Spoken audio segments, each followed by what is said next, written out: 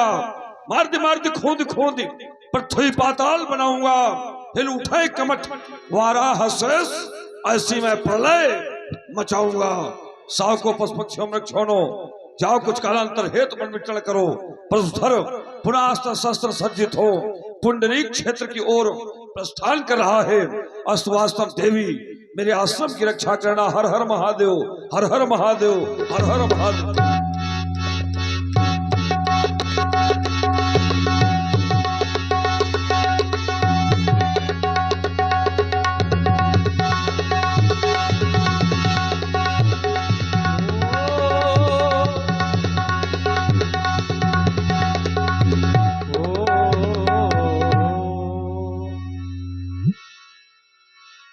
देखत भृगुपति भेष कराला, उठे सकल भय विकल भुवाला। पितु समय कहीं कहीं निज नामा, लगे करन सब दंड प्रणामा।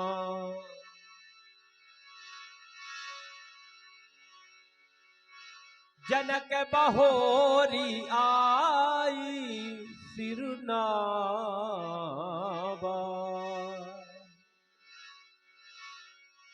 जनक बहो आई सिरनावा। स्वप्न मन के अधूरे थे पूरे हुए, स्वप्न मन के अधूरे थे पूरे हुए, कल्पना को भला और क्या चाहिए। भक्त के द्वार पर आज भगवान है, भावना को भला और क्या चाहिए।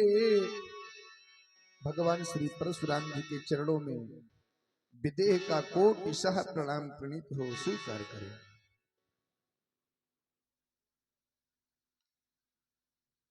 सीरत ध्वज, तुम एक धर्मात्मा राजा हो, अपनी प्रजा का पालन पुत्रवत करते हो, राजधर्म के नियमों को जानते हो। दया सर्वभूते संतुष्टाय निकेनवा सर्वेन्द्रिय प्रशांत्यात्युपतुष्यति आसु जनार्दना तत्तेनुकंपां सुस्मित चमाणो भुंजाने वात्मकतम विपाकम हृदभाग प्रवृद्धन नमस्ते जीवेत्यु मुक्ति पदो सदाय भाग। ऐसी दिव्य उपलब्धियों को तुमने प्राप्त किया है। राजा जनक, राजाओं के साथ हमारे दो प्रकार के व्यवहार रहे हैं। जिन राजाओं ने धर्म का आचरण किया, अपनी प्रजा का पालन किया, प्रजा के पोषक बने, प्रजा के संरक्षक बने, ऐसे राजाओं को मैंने कभी छेड़ा नहीं है। जो राजा प्रजा के शोषक रहे, धर्म की अवमानना करने वाले रहे, वेदों की मान्यता का तिरस्कार करने वाले रहे, ऐसे राजाओं को मैंने कभी छोड़ा नहीं है। राजा जनक, तुम धर्मात्मा राजा हो, अपनी प्रजा का पालन पुत्रवत करते हो, मैं तुम्हें आशीर्वाद अवश्य दूंगा। नसावे नसावे जो तमको प्रभाकर किरणे प्रखर हो, सुहावे सैया पर चतुर्भुजधारे भृगुलता राहे तमलो जे अवनी पति तेरी जय सदा सुनावे पीड़ा ध्वनि सुरस रसधारा सोरसती। आयुष्मान भव, यशस्वी भव, दीर्घायु भव, कल्याण हो, कल्याण हो, कल्याण हो। सिय बोलाई प्रणाम करावा। बेटी सीता मेरे समीप आओ।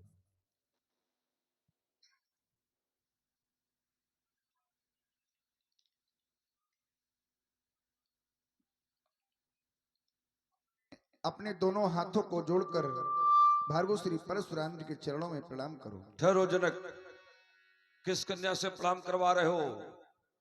इस कन्या को देखकर ऐसा लग रहा है कि जैसे कैलाश पर्वत की पवित्र कुटिया को छोड़कर स्वयं हमारी गुरुमाता मैया पार्वती बालिका का स्वरूप धारण कर इस मैथिल प्रांगण में उपस्थित हो गई हूं। इस कन्या को देखकर मेरी हृदयस्थ उद्गारित अभिव्यक्तियां, मेरे हृदय के उद्गार, मेरे हृदय के विचार बारंबार ऐसा व्यक्त होते हैं।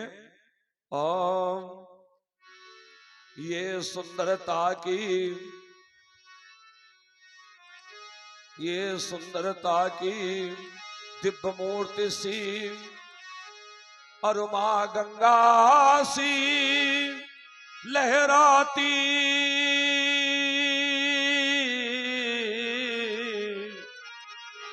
बढ़ी आ रही। ये कौन पास मां अम्बा सी हरसाती। इसका धवलित मुख मंडल लख वो चंद्र कांति शरमाती और विद्युत प्रतिभासी उज्ज्वल निज दंतावली दमकाती। भाल विशाल, ये भाल विशाल बिलो की बाल दुजराज समूह लजाती।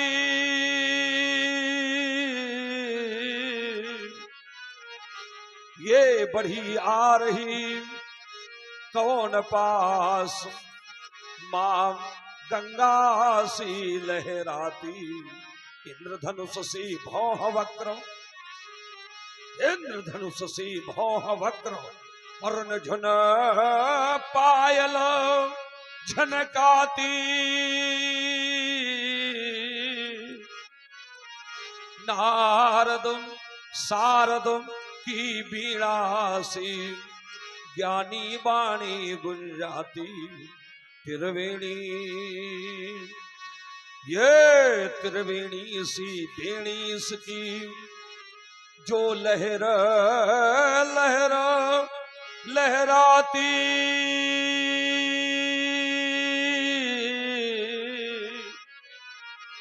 ये बढ़ी आ रही कौन पास मां गंगा सी लहराती।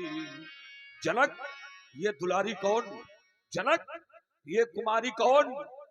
कितनी अनुपम दिव्य छटासी कन्या तुमने पाई, कितनी अनुपम दिव्य छटासी कन्या तुमने पाई। महाक्रांति की चिनगारी बन तेरे घर में आई। बोलो बोलो निमकुल भूषण, ये राज दुलारी कौन? जनक, ये राजकुमारी कौन? अबलाओं में आदर्श मूर्ति सतियों सी पति सेवी कैसे मिली जनक है तुमको ये घर घर की देवी। सुंदर प्रतिभापूर्ण ये सुता तुम्हारी कौन? बोलो जनक, ये राज दुलारी कौन? भगवान, एक समय मैं संभल ग्राम के निकट पुंडरीक क्षेत्र में यज्ञ कार्य के निमित्त हल कर्षण करने के लिए उद्यत हुआ। यज्ञ भूमि विशुद्धर्थम कर्ष तो लांग लेने में सीता मुखात समुत्पन्ना कन्न का शुभ लक्षणा ततः सिरध्वजो यज्ञ यज्ञार्थम कर्षतो महीम सीता सिरा ग्रतो जाता तस्मा सिर ध्वजा स्मृतः। सुने भगवान, क्षेत्रो पुंडरीको में हल चलाने लगे, हल चलाने लगे, मेघ छाने लगे। मेरे साथ में समस्त प्रजा प्रवासी थे और विद्वान ब्राह्मण भी थे। तब विविधो भांति विप्रो ने मंत्री पढ़ा, चलते चलते रुका, हल मिला इको घड़ा, चलते चलते रुका, हल मिला एक घड़ा। हुई एक कन्या प्रकट, हुई एक कन्या प्रकट, हुई एक कन्या प्रकट, मैं गया इसके निकट और हृदय से इसे हम लगाने लगे, हल चलाने लगे, मेघ छाने लगे। जन्मना जनका सो अभूत, वैदे अष्ट विदेह जा, मिथिलो मंथना जातो मिथिला इन निर्मिता। बेटी की नाम सीता है, आशीर्वाद प्रदान करें भगवान जी। राजर्षि जनक, यज्ञ के लिए तुमने भूमि शोधन किया। यज्ञ हर एक प्राणी को करना चाहिए। सह यज्ञ प्रजा सृष्टवा पुरोवाचा प्रजापति। क्योंकि अन्नादि भवन्ति भूतानि पर्जन्यादन्न संभवा, यज्ञात् भवत् पर्जन्यो यज्ञा कर्म समुद्भवा, कर्मं ब्रह्मोद्भवं विद्धि ब्रह्मक्षर समुद्भवम, तस्मात् सर्वगतम ब्रह्म नित्यम यज्ञे प्रतिष्ठितम। परंतु महान आश्चर्य, हल चलाते समय तुम्हें कन्या की प्राप्ति हो गई। महान आश्चर्य, हल चलाने पर तुम्हें कन्या की प्राप्ति हो गई। महान आश्चर्य। मैं विचार करने लगा, ऐसा क्यों? उत्तर मिला, उत्तर मिला। ये है जय सिंह भैया काली पहाड़ी, जय सिंह राजपूत जी काली पहाड़ी, इनकी तरफ से 51 पुष्प मुद्राएं परशुराम जी के चरणों में और 51 पुष्प मुद्राएं जनक जी के लिए सब प्रेम भेंट हुई। बहुत बहुत धन्यवाद। हल चलाने पर कभी संतान की प्राप्ति किसी को नहीं होती है राजा जनक, और तुम्हें हल चलाने पर यदि कन्या मिली तो इसका कारण यह था कि पूर्व जन्म में तुमने तपस्या की थी, उसी का परिणाम ये कन्या आज तुम्हें प्राप्त हुई है। पूर्व जन्म में तुम एक ब्राह्मण कुल में पैदा हुए थे, तुम्हारा नाम था हरदेव, और तुम्हारी रानी सुनैना, उसका नाम था कनकलता। तुम दोनों लोगों ने मिलकर के आदि शक्ति माता भवानी की बड़ी दिव्य साधना की। माता भवानी तुम्हारी साधना से प्रसन्न होकर एक दिन तुम्हारे सामने प्रकट हो गई, बोली वरदान मांगो। तुमने वरदान मांगा कि मां, यदि आप मेरी तपस्या से प्रसन्न हैं तो आपकी कृपा से हमें दिव्य अयोनिज कन्या की प्राप्ति हो जाए, और उस कन्या का जब हम कन्यादान करें तो कन्यादान करने का पूर्ण जो माता पार्वती का कन्यादान करके हिमालय पर्वत ने प्राप्त कर लिया, और माता लक्ष्मी का कन्यादान करके जो पूर्ण लक्ष्मी जी के पिता क्षीर सागर ने प्राप्त कर लिया, वही पूर्ण हमको भी उस कन्या के कन्यादान पर प्राप्त हो। ये तुमने वरदान मांगा। तो माता भगवती ने कहा कि इस जन्म में तो संभव नहीं है, लेकिन अगले जन्म में तुम्हारी इस अभिलाषा की पूर्ति होगी। और इस जन्म में ये हल आप चलाने गए। किसने कहा था हल चलाने के लिए? देवर्षि नारद जी। देवर्षि नारद जी ने हल चलाने के लिए कहा। अब जरा विचार करो, नारद जी किसी को मंत्रणा देने नहीं जाते, और नारद जी मंत्रणा देने वहीं जाते हैं जहां भगवान नारायण चाहते हैं, और भगवान नारायण की भी कृपा वहीं पर होती है जहां पर अम्बा आद्या शक्ति माता भगवती की कृपा होती है। तो इस प्रकार से नारद जी भगवान नारायण की प्रेरणा से प्रेरित होकर के आपके पास में आए। और ये है देव सिंह जी की तरफ से 51 पुष्प मुद्राएं परशुराम जी के चरणों में। बहुत बहुत धन्यवाद। आप नारद जी की प्रेरणा से, भगवान नारायण की प्रेरणा से प्रेरित होकर नारद जी तुम्हारे पास आए और आपसे कहा आप हल चलाएं, अकाल की निवृत्ति होगी। आपने जैसे ही हल चलाया तो माता भगवती ने जो तुम्हें वरदान दिया था उसको पुष्ट करने के लिए उन्होंने माता पृथ्वी को निमित्त बनाकर ये दिव्य कन्या तुम्हें दी है। अन्यथा हल चलाने पर ना तो कभी किसी को कन्या मिली है और ना आने वाले भविष्य में किसी को मिलेगी। ये तुम्हारे जीवन की तपस्या है शीरध्वज, जो तुम्हारे साथ उपस्थित है। क्या नाम है इस कन्या का? सीता। ये नाम आपने रखा है इस कन्या का? ये सीता कुल नाम गुरु श्री सतानंद जी। सतानंद जी ने इसका नाम सीता रखा है। और जानकी नाम? देवर्षि नारद जी ने। अच्छा, नारद जी ने जानकी रखा है और सतानंद जी ने सीता रखा है। अब आप कह रहे हैं तो आपकी बात हम इसलिए मान ले रहे हैं क्योंकि कन्या आपकी है। आप जैसा बताएंगे वही उचित है। वैसे संकेत तो ऐसा है कि नाम जानकी परम पुनीता, नारद आए कहो पुनि सीता। चलिए मैं इस कन्या को आशीर्वाद देता हूं। सब पतितों दलितों दुखितों के मन की बेटी अरमान तुम्ही हो। आशीर्वाद हमारा तुमको, जन जन की वरदान तुम्ही हो। तुमसे भी शिक्षा ले सीता, ये सारे जग की नारी। सतियों में हो सती शिरोमणि, तुम बनोगी पति को प्यारी। जल जाए अधम पापी जिससे, ऐसी बनोगी चिनगारी। और स्वर्ण अक्षरों में लिख जाए गाथा अमर तुम्हारी। सतियों में तुम पूजी जाओ, सब तेरा गुणगान करें। तेरे पति की अगुवाई ज्ञानी चलकर भगवान करें। भूली बिसरी पत से विचलित जो स्त्रियां अपने कर्तव्य धर्म से विमुख हो गई हैं, उन अबलाओं को शुभ ज्ञान तुम्ही हो। आशीर्वाद हमारा तुमको, जन जन की वरदान तुम्ही हो। पग पड़े तुम्हारे जहां वहां, एक नई कांति दिखलाती हो। अत्याचारों का हो विनाश, धरती माता हर्षाती हो। धर्मद्रोहियों के किंचित तेरे रहते न विधान पले। तेरे संकेतों पर सीता सारे जग के इंसान चले। मिट जाए दुष्ट अत्याचारी, बढ़ मानव का उत्कर्ष चले। अपने अतीत का शुभ समेट ये सारा भारत वर्ष चले। ये सारा आर्यावर्त चले।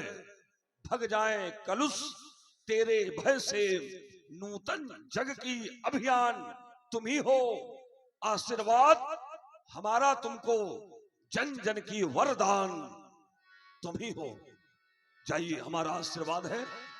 ले जाइए अपनी राजकन्या को सिर। आशीष दीन सखी हर सानी, निज समाज ले गई सयानी। विश्वामित्र मिले पुनि आई।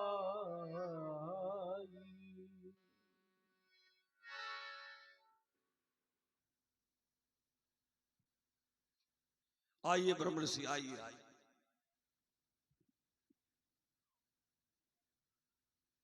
आज बहुत समय के अंतराल में आपसे मिलन हुआ। मैं कह नहीं सकता कि आज आपसे मिल करके हमें कितना आनंद प्राप्त हुआ है। इस संसार में दरिद्रता से बढ़ करके कोई दुख नहीं है और संतों के मिलन से बढ़ करके कोई सुख नहीं है।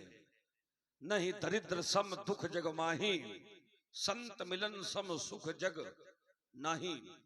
संत मिले और संतों से यदि कहीं सत्संग मिल जाए तो सत्संग की बराबरी स्वर्ग और अपवर्ग के सुख मिल करके भी नहीं कर सकते हैं। तात स्वर्ग अपवर्ग सुख धरी तुला एक अंग, पर तूल न ताई सकल मिली जो सुख लव सत्संग। लेकिन ये सुख तभी मिलेगा जब संत मिले। और संतों के रूप में अगर कालनेमी मिल गए तो जीवन भी संकट में पड़ जाता है। संत किसको कहते हैं? बहुत बड़ी बड़ी जटाएं हो, गले में माला पड़े हो, मस्तक पर चंदन लगाओ, हाथ में कमंडल हो, लाल पीले कपड़े हो, इतने स्वरूप से संत की पहचान नहीं होती है। ये तो संतों का परिवेश है और हम लोग वेश देख करके भी सम्मान करते हैं, लेकिन संत की पहचान कहां है? तो हमारे धर्म शास्त्र कहते तितिक्षवा कर्णिको सुहदा सर्वदेही नाम अजात शत्रवाह शांताः साधवाः साधुभूषण। ऐसे लक्षण अगर किसी व्यक्ति में मिल जाए जो दूसरे के लिए कष्ट सहे, अपने जीवन को तपोमय रखे और शांत चित्त होकर के भगवान की आराधना करे, प्रारब्ध बस जो भी प्राप्त हो जाए उसी को प्राप्त करने में संतोष करे, ऐसे लक्षण जिस व्यक्ति में हो, उसके कपड़े भले लाल पीले ना हो, मस्तक पर चंदन ना लगाओ, गले में माला ना हो, हाथ में कमंडल ना हो, लेकिन ऐसे लक्षण यदि हैं तो वास्तव में संत वही है, वही है संत। आज बहुत समय के अंतराल में आपसे मिलन हुआ, मैं जानना चाहता हूं आप कुशल मंगल से हैं? कुशलता है भार्गव। मैं आया हूँ, साथ में लेकर आया हूँ किसी को। बेटा राम, सौमित लक्ष्मण, प्रणाम।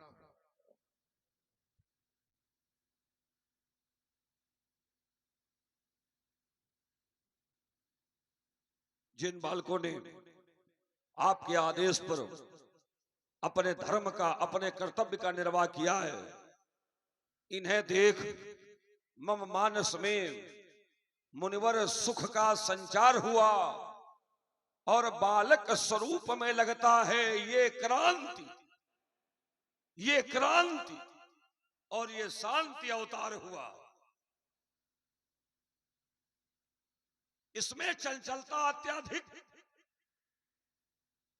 पर देखो कितना ये सौम्य मौन, संग में ये युग कुंवर कौन, किस पूर्ण भूमि में जन्म हुआ इन दोनों राजकुमारों का, है श्रेष्ठ भाग्य का पिता कौन इन दोनों प्राण आधारों का, किस भांति तुम्हें ये प्राप्त हुए ज्ञानी कारण समझा दीजिए, इन बाल मरालों का परिचय करके मुनि कृपा बता दीजिए, है वंश प्रशंसा पात्र विश्व में बतलाओ हे तात कौन, संग में ये है युग कुंवर कौन।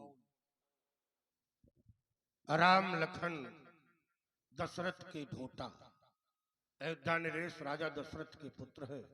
बड़े बालक का नाम राम है, छोटे का नाम लक्ष्मण है।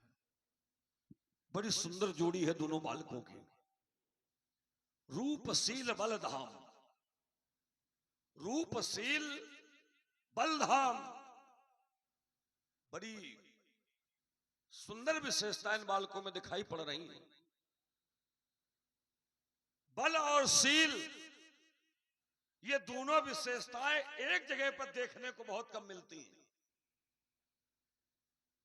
कुछ व्यक्ति ऐसे होते हैं जो शीलवान तो बहुत होते हैं लेकिन बलवान नहीं होते हैं, और कुछ ऐसे होते हैं जो बलवान तो बहुत होते हैं लेकिन शीलवान नहीं होते हैं।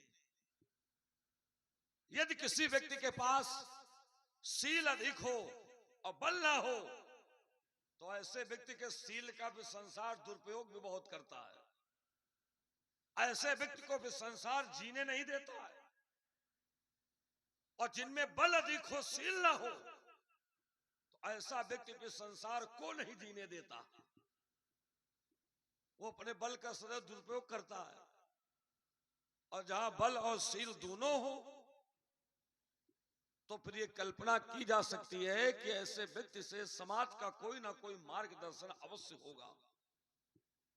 ये चक्रवर्ती दशरथ जी के पुत्र हैं, तो इसका तात्पर्य वही बालक हैं जो विभांडक जी के पुत्र श्रृंगी ऋषि के द्वारा सरयू नदी के तट पर पुत्रेष्ट यज्ञ के प्रसाद स्वरूप चक्रवर्ती दशरथ जी को प्राप्त हुए थे। वही बालक, ये वही बालक है।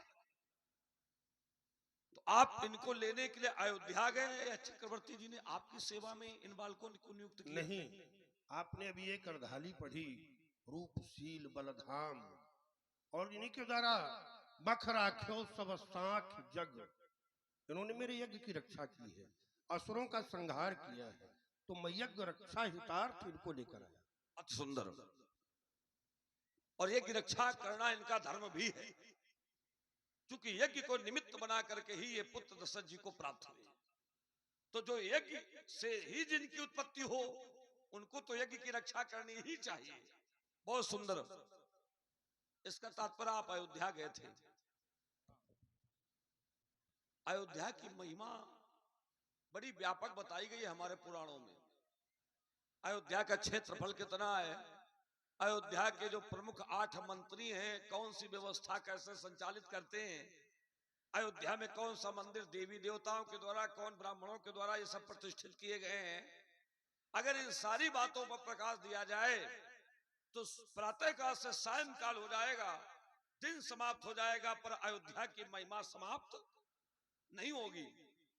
पर एक विशेष बात है अयोध्या में, अयोध्या कोई भी व्यक्ति जाए और पूरी अयोध्या की परिक्रमा लगा ले, हर एक मंदिर के दर्शन कर ले, लेकिन सरयू जी में स्नान ना करे तो उसको अयोध्या जाने का लाभ प्राप्त नहीं होता है। ऐसा हमारे धर्म शास्त्र कहते हैं। आप अयोध्या गए, ब्रह्म ऋषि, सरयू जी में स्नान तो आपने किया होगा। किया था। अयोध्या जाने के बाद कर्मज्जन सरयू सलिल गयो भूपदर। अति सुंदर। हम जानते थे आपने स्नान किया होगा, लेकिन हमने पूछा इसलिए क्योंकि आपको निमित्त बना करके यहाँ जितना जनमानस उपस्थित है, मैं सबको ये निर्देश देना चाहता हूं, क्योंकि हर एक व्यक्ति अयोध्या जाएगा। आप ही अयोध्या नहीं गए हो, हमारी कल्पना कहती है हर एक व्यक्ति अयोध्या जाएगा। अब अंतर इतना हो सकता है कि कोई पहले जाए कोई बाद में जाए, लेकिन अयोध्या हर एक व्यक्ति जाएगा। तो मैंने सोचा आपको निमित्त बना करके इन जनमानस को संदेश दे दूं कि जब कभी अयोध्या जाना आप लोग, तो एक बात हमारी याद रखना, जैसे विश्वामित्र जी ब्रह्मर्षि हैं, अयोध्या गए, लेकिन सरयू जी में स्नान किया, उसके बाद राज दरबार में प्रवेश किया। आप लोग भी ध्यान रखना, जब अयोध्या जाना तो सरयू स्नान अवश्य करना, और यदि सरयू जी में स्नान नहीं किया तो फिर अयोध्या जाने का पुण्य आपको प्राप्त नहीं होगा। ब्रह्म ऋषि, मैं इन बालकों को आशीर्वाद देता हूं, आपके साथ में है, आपके सामीप्य और सानिध्य में है, तो मैं इन बालकों को आशीर्वाद देता हूं। जोड़ी बड़ी सुंदर है। और बढ़ावे धन बल यश,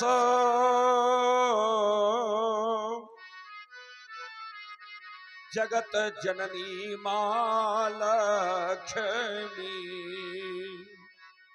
विराजे जिभ्या पर सदा विद्यामां सरस्वती, करे कुल आयु की वृद्धि, सदा मां दुर्गा भगवती,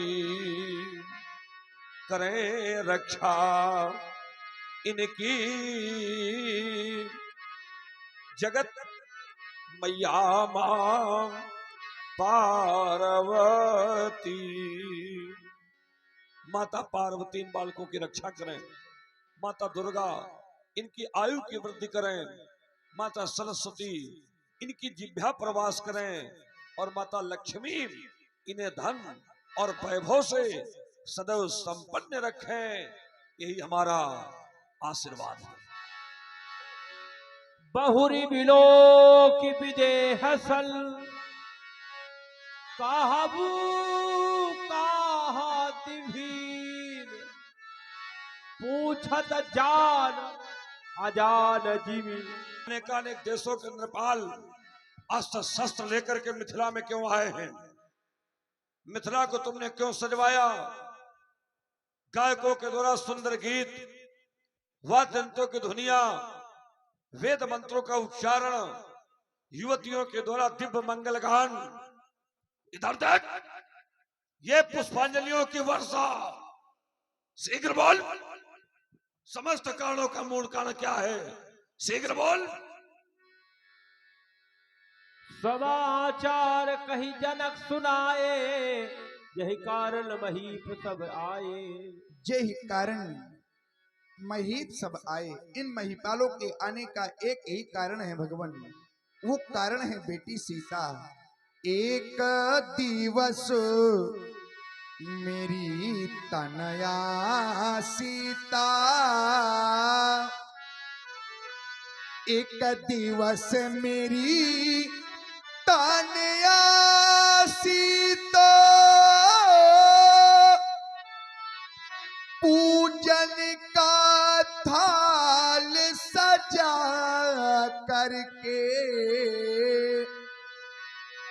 पहुंची आज गो वेदिका निकट, नीचे को नयन झुका करके। और भगवान जिस समय वो छोटी सी बेटी सीता अजगो के समीप पहुंची तो बेटी के द्वारा एक आश्चर्यजनक कार्य हो गया। पहुंची जैसे क्षण वेदिका निकट, तो पाए करो आज गब उठा लिया, दाएं कारों से पूनी लेपन कर बेटी को सुंदर सजा दिया। इस दृश्य को रानी सुनैना देख रही थी। रानी सुनैना दौड़ी दौड़ी मेरे समीप आई, दौड़ी दौड़ी मम समीप गई और कहने लगी, बेटी ने आश्चर्य कर डाला, जो नहीं लखा था आज तलक, बेटी ने वो कृत कर डाला, बेटी ने वो कृत कर डाला। भगवान मैं गया और देखने लगा, मैं खड़े खड़े सब देख रहा, वो छिप करके कारता वो देखा, मैंने तो सभी को जो देख लिया, सीता ने मुझे नहीं देखा, बेटी ने मुझे नहीं देखा। जिस समय मैंने इस दृश्य को देखा, बस उसी समय एक कठिन प्रण कर लिया भगवान, बस उसी समय प्रण ठान लिया, जो शिव धनुआ को तोड़ेगा, बस वही जना को जमाता बन, सीता से नाता जोड़ेगा, बेटी संग गांठे जोड़ेगा। प्रण की पूर्ति हो गई, अजगो का खंडन हो गया भगवान। सुनत बचन फिर अनत निहारे, देखे चाप खंड मही डारे। देख करके भी विश्वास नहीं होता है कि अजगो का विनाश हो गया, क्योंकि अजगो को तोड़ने की तो बात छोड़ो, त्रैलोक में ऐसा कोई वीर पुंगव पैदा ही नहीं हुआ जो अजगो को तिलमात्र हिला दे। परंतु बार बार दृष्टिपात करने पर इसमें और अजगो में कोई अंतर प्रतीत नहीं होता। ओह, ये तो भगवान शंकर का ही प्रिय आयुध अजगो है। आज मानवता का रक्षक चला गया, आज दानवता का संहारक चला गया। अजगो, कैलाश पर्वत पर बैठी हुई मैया पार्वती को तुम्हारे विध्वंस का जब ये समाचार प्राप्त होगा तब मैया पार्वती चीख चीख कर रोने लगेगी और बारंबार मुझसे कहेगी कि राम, तेरे रहते मेरे अजगों का विनाश कैसे हो गया? क्या तुम्हारी भुजाओं का बल समाप्त हो गया या शत्रु दलन की शक्ति तुम्हारी समाप्त हो गई या शिव प्रदत्त विकराल परश की धार क्या कुंठित हो गई अथवा गुरु के प्रति जिन कर्तव्य कर्मों को करने का तुमने संकल्प लिया था परशुराम, क्या तुमने संकल्पों को तिलांजलि दे दी? बोलो परशुराम, तुम्हारे रहते मेरे अजगों का विनाश कैसे हो गया? क्या उत्तर दूंगा अपनी गुरुमैया पार्वती को? पूज्य मैया कहेगी, लाल क्या अब बल तुम्हारा घट गया है, गुरु के प्रति धर्म के हित ध्यान भी क्या हट गया है? क्या तुम्हारे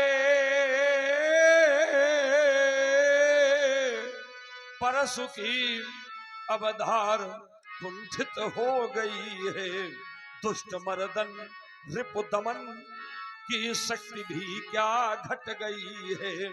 श्रद्धामयी श्री मां शिवा के अश्रुधारा बह चलेगी, हाय अजगो चीख करो मेरी ममता मई मां रो पड़ेगी। विश्वास विश्वास रूपी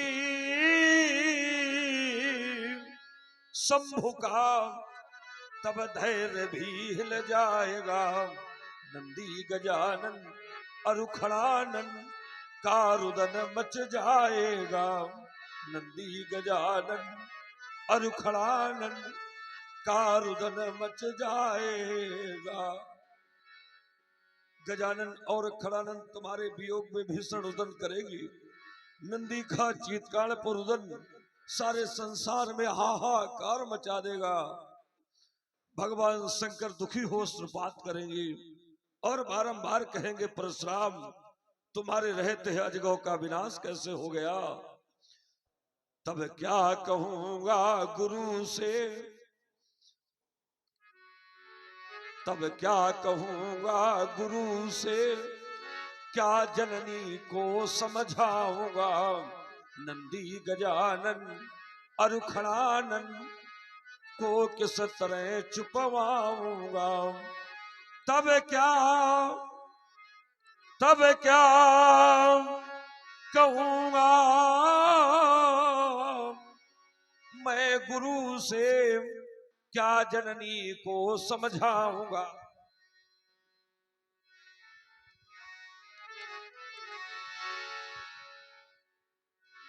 अतिरिस बोले बचन कठोरा, कहु जड़ जनक धनुष कहे तो।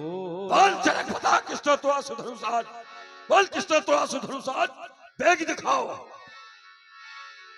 बेग दिखाओ मूढ़ नतवाजू, उल्टहु मही जहलही तब राजू। जिस व्यक्ति ने भगवान शंकर का धनुष तोड़ा उसी को दिखाओ, अन्यथा बिना तुम्हारा साम्राज्य आज ध्वस्त कर दूंगा, विनाश कर दूंगा तेरा साम्राज्य। सभे विलो के लोग सब जान जान की भीड़, हृदय न हरस विषाद कछु, बोले श्री रघुवीर। हे नाथ, आपने राजा जनक से धनुष खंडन कर्ता के विषय में जानना चाहा, परंतु आपको कोई उत्तर नहीं मिला। यह राम आपके समक्ष अपना एक निवेदन प्रस्तुत कर रहा है। विश्वास है कि आपको अवश्य ही संतुष्टि प्राप्त होगी। भगवान नाथ शंभुधनु भंजन हारा, होई केहू एक दास तुम्हारा। भगवान शंकर की आयु का खंडन करने वाला आपका कोई एक दास ही होगा। कोप न कीजिए ज्ञान शिरोमणि साधु सुधी यश जासु चारो कौन बराबर जाबुरे को जो तुमसे नहीं जात है तारो शंभु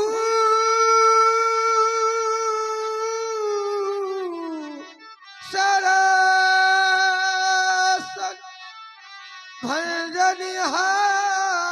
भंजनिहार सोई के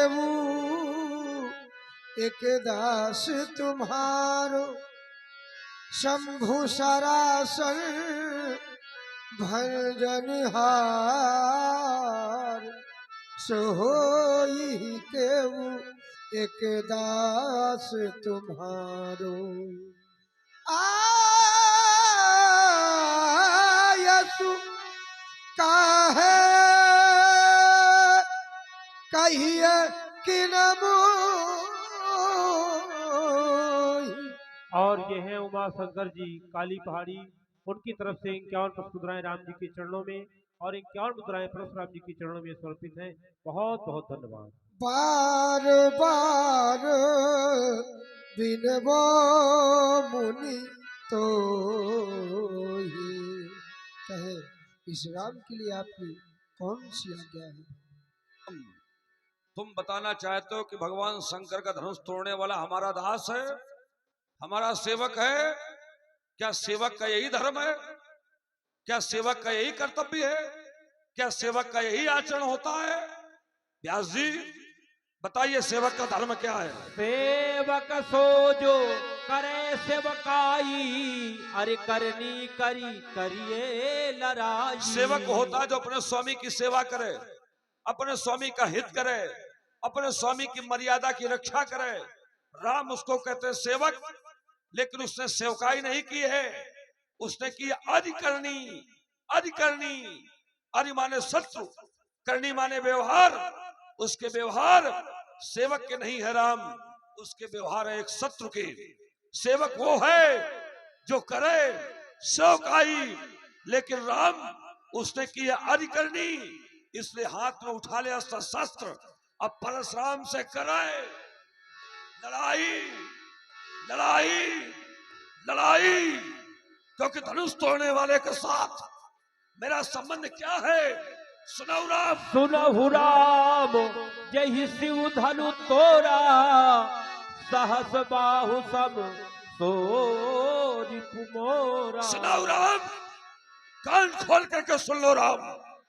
जिसने भी भगवान शंकर का धनुष तोड़ा वो सहस्त्र अर्जुन के समान मेरा घोर बैरी है, रिपु है, अरि है। उस बैरी के लिए मैं इस प्रांगण में घोषणा घोषित करने जा रहा हूं। सो बिलगाव बिहाई समाजा, न तुम्हारे जय है सब राजा। वह समाज को छोड़ करके निकल के बाहर आ जाए। जिसने भगवान शंकर का धनुष तोड़ा है, समाज छोड़ करके निकल के बाहर आ जाए। और यदि वो समाज छोड़ करके बाहर नहीं आता तो ये समाज ही उसे छोड़ करके अलग हो जाए। या तो समाज छोड़े, अन्यथा समाज उसको छोड़े। दोनों परिस्थिति में हमें अकेला मिलेगा, अकेला। और यदि आज ऐसा ना किया गया तो आए हुए देश देशांतर के सारे राजा मारे जाएंगे, दंडित किए जाएंगे। और ये हैं श्री धर्मपाल मिश्रा महंत जी, संकट मोचन मंदिर महोबा महंत जी। इनकी तरफ से भी 21 मुद्राएं परशुराम जी के चरणों में समर्पित हैं। बहुत बहुत धन्यवाद। सुनी मुनि बचन लखल मुस्काने, बोले परसु धरहि अपमाने। सुना आप सभी लोगों ने, धनुष तोड़ने वाले के विरोध में श्री परशुराम जी ने घोषणा कर दी, जय शिव धनु तोरा सहस बाहु समसोरिप मोरा सो बिलगाऊ बिहाई समाजा और न तुम्हारे जई हैं सब राजा। धनुष तोड़ने वाला सो बिलगाऊ अलग कर दिया जाए और धनुष तोड़ने वाला यदि समाज से अलग न किया गया तो महात्मा जी के द्वारा व्यवहार क्या किया जाएगा? तो कह रहे हैं कि सब राजा मारे जाएंगे।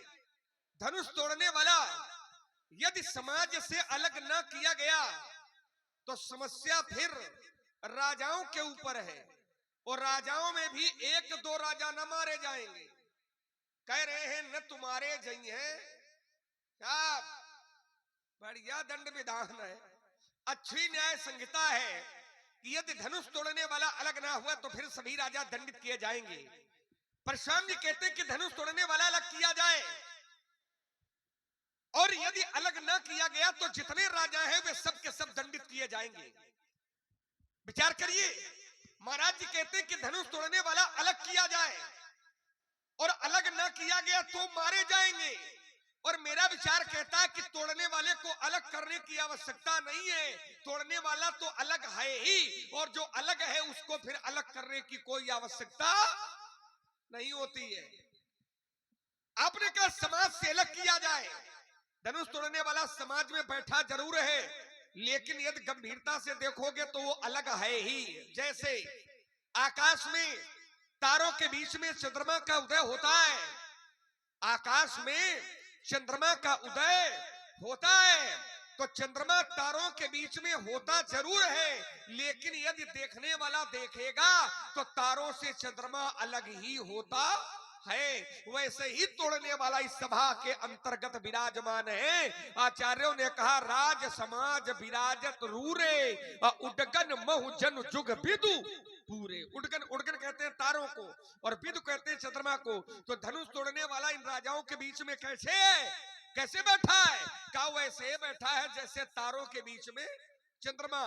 तो तारों के बीच में चंद्रमा होता जरूर है लेकिन चंद्रमा को तारों से अलग करने की कोई आवश्यकता नहीं होती है। यदि देखोगे तो चंद्रमा तुम्हें अलग ही दिखाई पड़ेगा। हाँ, समस्या वहां आती है कि जहां पर कोई पूछ दे कि आकाश में ध्रुव तारा कौन है, समस्या का प्रादुर्भाव वहां होता है कि जैसे कोई पूछ दे कि आकाश में ध्रुव तारा कौन है तो समाज का बैठा हुआ प्रत्येक व्यक्ति ये नहीं जानता है कि आकाश में ध्रुव तारा कौन है, लेकिन कोई पूछ दे कि आकाश में चंद्रमा कौन है तो चंद्रमा कोई पूछने का विषय नहीं है। आकाश में ध्रुव तारा कौन है ये लोग नहीं जानते लेकिन आकाश में चंद्रमा कौन है ये पूछने का विषय नहीं है। अब जैसे कोई पूछ दे कि आकाश में चंद्रमा कौन है और दूसरा कोई पूछ दे कि बारात में दूल्हा कौन है तो बारात में दूल्हा कौन है ये पूछने की आवश्यकता नहीं होती है। यदि भगवान ने नेत्र दिए हो तो दूल्हा अलग होता है, होता तो बारातियों के बीच में ही है पर वो दूल्हा अलग होता है। वैसे ही तोड़ने वाला है, बैठा है, कैसे बैठा है जैसे तारों के बीच में चंद्रमा। आप कहते हैं अलग न किया गया तो मारे जाएंगे। अरे मारना भी ठीक नहीं है क्योंकि आप महाराज हैं, परशुराम जी हैं, ब्राह्मण हैं, संत हैं, साधु हैं, महापुरुष हैं और जिनको मारने की बात करते हो उन राजाओं में दो प्रकार के राजा हैं। एक राजा है साधु प्रवृत्ति के, दूसरे हैं दुष्ट प्रवृत्ति के। अब परशुराम जी के द्वारा अगर साधु प्रवृत्ति के मारे जाएंगे तो ये थोड़ा ठीक नहीं है, इसलिए विचार करिए, गंभीरता से चिंतन करिए क्योंकि साधु राजा परशुराम जी के द्वारा मारे जाएंगे तो ये न्याय नहीं, फिर ये न्याय हो जाएगा, ये धर्म नहीं ये धर्म हो जाएगा, ये पुण्य नहीं ये पाप हो जाएगा। और सबसे बड़ी बात है कि यदि परशुराम जी के द्वारा साधु मारे जाएंगे तो ये अपने चरित्र के साथ में न्याय कैसे करेंगे, इस पर पुनर्विचार करने की आवश्यकता है। पंडित जी प्रणाम। आओ स्वामी जी सबको सबंगल। बहु क्रोध कर रहे हो, क्रोध करने के मूल में क्या है? कहीं क्रोध का कारण धनुष का टूटना तो नहीं है जो ये टूटा पर हो है? एक बात बता दे महाराज, अगर इसके टूटने पर क्रोध है, ये तोड़ दिया गया इसलिए क्रोध है, तब तो हमने बहुत धनुही बहुत तोड़ी, कब लड़काई तब कबहू न असरी सकीन। गोसाई लड़काई में हमने बहुत तोड़ी है और जब बहुत तोड़ी तब कबहू न असरिस, तब कभी भी ऐसा रिस ऐसा क्रोध नहीं किया। तो क्या धनुष के प्रति ममता? और अगर ममता है, यदि ममत्व है तो कई हेतु, इसका हेतु क्या है, इसका कारण क्या है व्यक्त करें पूज्यपाद प्रातः स्मरण। हमें ऐसा लग रहा है कि ममता का अर्थ तुम लगाव से ले रहे हो कि लड़कपन में मैंने बहुत सी धनुइयां तोड़ी, तब आपने कभी विरोध नहीं किया। इस धनुष के टूटने पर यदि आप विरोध कर रहे हैं तो इससे लगाव क्या है, कारण क्या है जो आप इसके टूटने पर विरोध कर रहे हैं? तो मैं तुम्हें बता दूं, ये धनुष भगवान शंकर का है। शंकर जी हमारे इष्ट देव हैं, शंकर जी हमारे गुरुदेव हैं। मैं शंकर जी का भक्त हूँ, मैं शंकर जी का शिष्य हूँ, और मेरे गुरुदेव भगवान का धनुष तोड़ा गया है, इसीलिए मैं विरोध कर रहा हूं, मैं ताल ठोक रहा हूं। रे न बालक कालवश बोलत तो ही न संभारो, क्या धनु ही सम त्रिपुरारी धनु जो विदित सकल संसार। क्या कह रहे हो?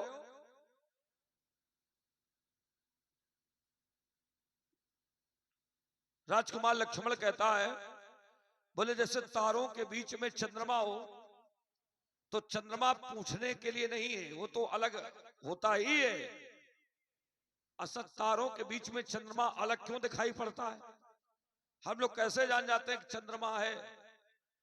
और एक समय ऐसा भी आता है कि चंद्रमा हो करके भी नहीं होता है।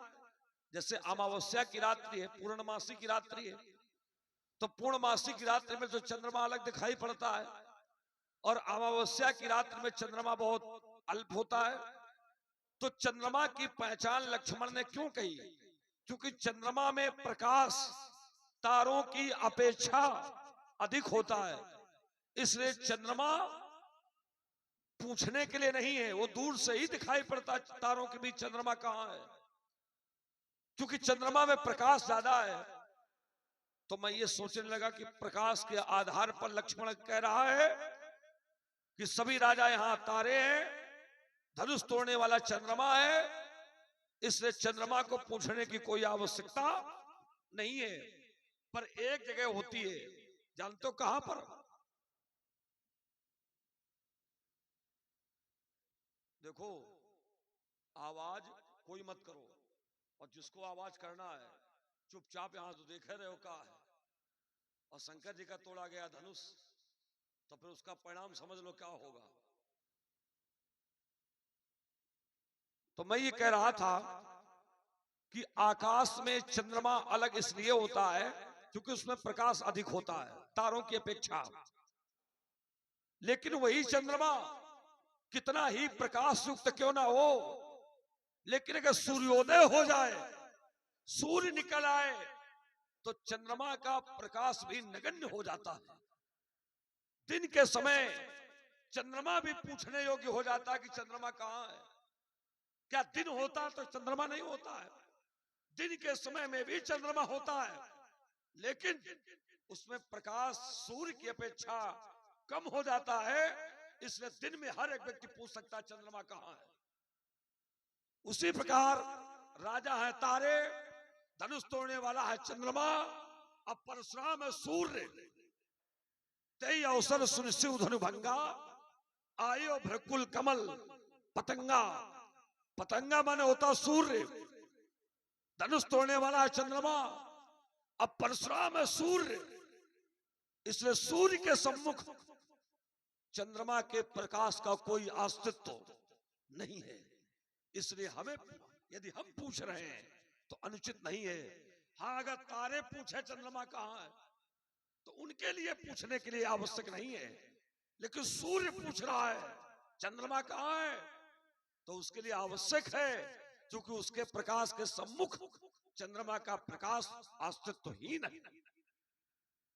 लक्ष्मण, तुमने ये भी कहा कि बारात में दूल्हा कहां है, ये भी प्रश्न पूछना उचित नहीं है। हाँ, लेकिन कब? जब कहीं से बारात दूसरे स्थल पर जाए तब। यहां बारात नहीं आई है, जब दूल्हा ढूंढे दूल्हा कहां है। यहां हुआ स्वयंवर, और स्वयंवर जहां होता है वहां घर से एक दूल्हा नहीं चलता है। बारात जब होती है तो दूल्हा एक ही चलता है, और जहां स्वयंवर हो वहां सब दूल्हे बनने के लिए चलते हैं। इतना अंतर होता है। तो हम किसी बारात में नहीं खड़े, जो हम पूछे दूल्हा कहाँ है। हम एक स्वयंवर में खड़े हैं जहां सभी दूल्हा बनने ही आए हैं, इसलिए ये पूछना भी हमारा सार्थक है। राजकुमार, मैं अपनी बातों को इसी जगह पर विराम दे रहा हूं। और मैं यहीं से प्रारंभ हो रहा हूँ। समस्या ये है महाराज की कभी कभी ज्यादा बुद्धि के चक्कर में उत्तर ठीक हो नहीं पाता है और आप उदाहरण को यथार्थ का रूप बना लेते हो। जैसे हमने कहा कोई पूछे कि बारात में दूल्हा कौन है, तो आपने कहा यहाँ दूल्हा कोई थोड़ी है, यहाँ तो सबको ही है। अब ये हमने उदाहरण दिया था कि जैसे कोई पूछे कि बारात में दूल्हा कौन है, तो बारात में दूल्हा कौन है ये पूछने की आवश्यकता नहीं है, ये देखने की आवश्यकता है। तो ये है उदाहरण, और पंडित जी ने उदाहरण को यथार्थ मान लिया। अरे उदाहरण उदाहरण होता है। जैसे गणितज्ञ जो गणित के विद्वान होते हैं, जब गणित का कोई प्रश्न हल नहीं होता है तो एक सूत्र का प्रयोग करते हैं कि माना अमुक वस्तु का मूल्य इतना है, और इस सूत्र का प्रयोग करके वो अपने उस प्रश्न को हल कर लेते हैं।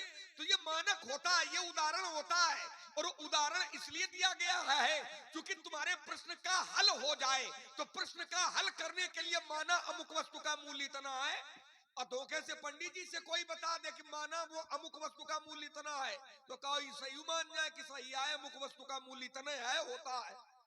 समस्या इतनी है केवल।